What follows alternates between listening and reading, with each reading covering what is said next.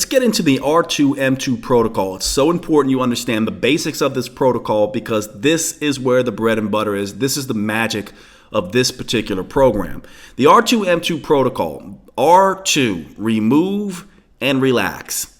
2 M's, mend and move. Again, we've talked about this, but you need to be very sequential and specific in what you do. The reason why most people fail is they may have heard parts of this type of program before, but they fail to remove the insults and relax the system so that they could then repair, mend it, and then begin to move and get stronger. It's very important you follow this in a very sequential way. So we talked about this previously. This is it at a high level. We're going to be dealing with diet, probiotics, enzymes, glutamine, curcumin, and bromelain. This is the mend phase. Again, most people will want to run and jump into this particular phase. If you do that and you do not do the R2 first, the remove and the relax, you will not be able to see changes. And so we have to make sure you understand that at a very high level. So at a high level, the nutrition program is going to be based on several things. It could be paleo based. The reason why a Paleolithic diet is very beneficial here is because it's both low fat, low sugar, and low starch. And it is also naturally hypoallergenic, which means all in one fell swoop with one particular diet, we are able to take control of the fat and LPS issue as well as the allergen issue as well.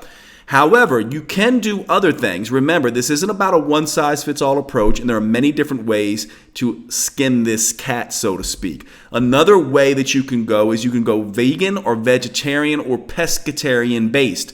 These types of diets tend to be very low in fat comparatively and tend to have the better fats than sort of the Western diet. And so what you're essentially doing is you're either going a paleo diet, which is low fat, low starch, or you're going a vegan, vegetarian, pescatarian, that's fish-based diet.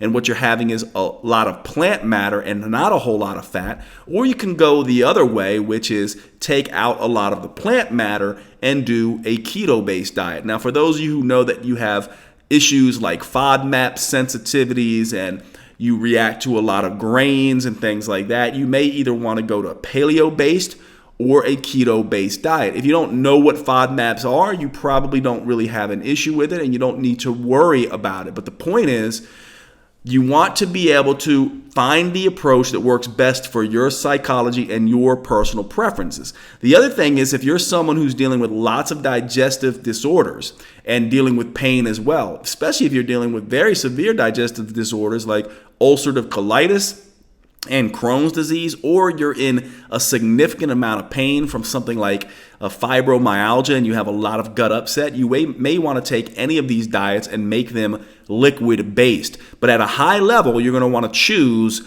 one of these 4 groups of diets as the remove phase of your protocol.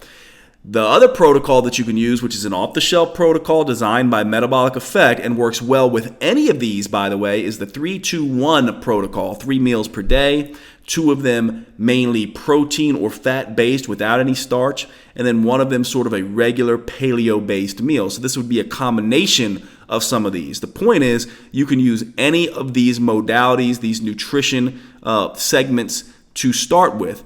Understand, we could do an entire program and thousands of books have been written on nutrition. And so depending on the one you pick, you'll find plenty of resources out there in order to where to start. Probably the best book on the paleo diet is The Paleo Diet by Lauren Cordain. We need to understand that each of us have different metabolic expressions, psychological sensitivities, and personal preferences, and this is why one dietary approach will not fit all, and you're going to have to learn how to use what we call here structured flexibility.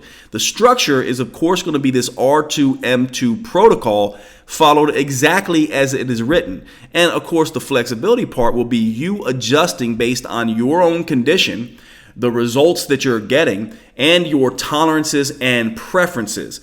That is very important that you understand this. And so while this is the overview and you have a guide that you can look at that basically says, here's what I should be following, do not get stuck in the rule book of structure. Understand your individual conditions, whether they be pain conditions, whether they be autoimmune conditions, whether they be any other type of condition, will determine where you'll go. And you'll want to go into the modules in Unit 6 to understand how you would adjust this. At the same token, be flexible with your personal preferences around food and any food intolerances that you know you have as well.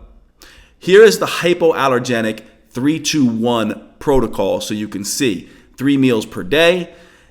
The long periods between meals aids and relaxes the neuroendocrine immune system. So remember, we talked about removing and relaxing.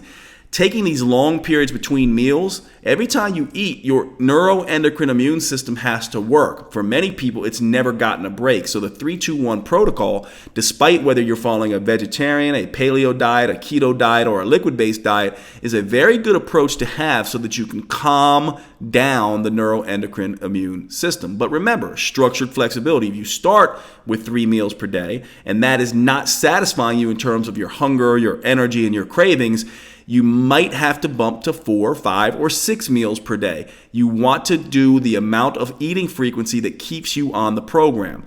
The 2 means 2 meals are protein or fat based. This means that most of the meals you'll be eating avoid this sugar and starch fat combination. You can do protein shakes, scrambles, soups, salads, and then you're going to do 1 regular meal per day that is 3 parts vegetable, 2 protein, 1 starch. Now, obviously, if you're following a keto-based diet, you're going to want to adjust this a little bit. And if you're following a vegetarian-based diet, you're going to want to adjust those proteins a little bit.